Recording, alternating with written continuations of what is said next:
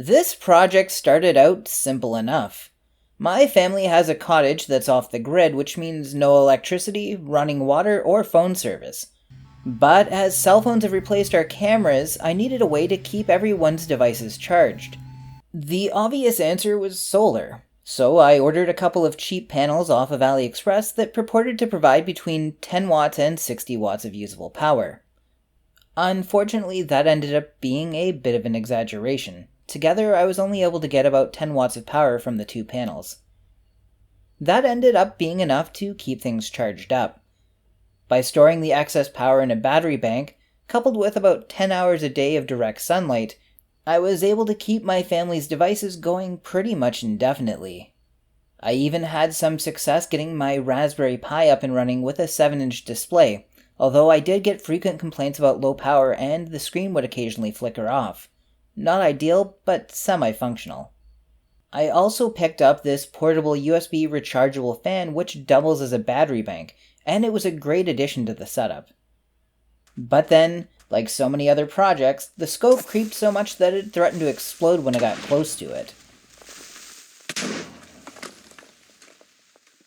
As useful as USB power is, I decided I wanted to be able to charge larger devices, like laptops or power tools, which meant we needed to get the equivalent of mains power.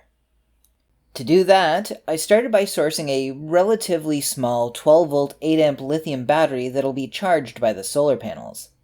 Next, I picked up a pair of 18-volt 30-watt solar panels to actually turn sunlight into electricity. They came with a basic solar charge controller that'll handle putting the power into the battery.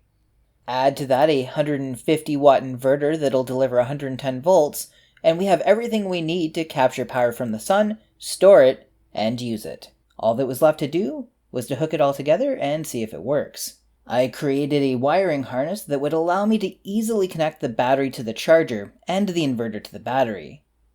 After connecting everything and configuring the charger for the battery, I left it out in the sun to charge up before connecting the inverter. Then it was time to add the inverter to the mix and see what it can do.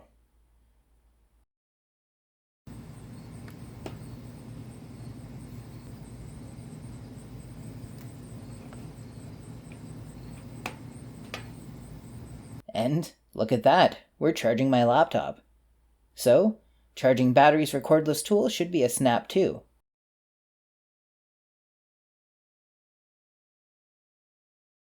While we're at it, even though it is a lower power use case, we're able to power this lamp. It kind of feels like bottling sunlight for later use. Of course, this isn't very portable, but it's a pretty good proof of concept. So, make sure to follow along on this channel, as I'll be moving on to the next revision and turning the whole setup portable for easy luggability in a video here in a few weeks. And this will all build up to putting together a full solar system for use at the cottage starting next spring.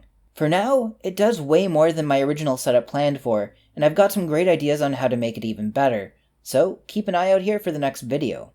But until then, stay creative.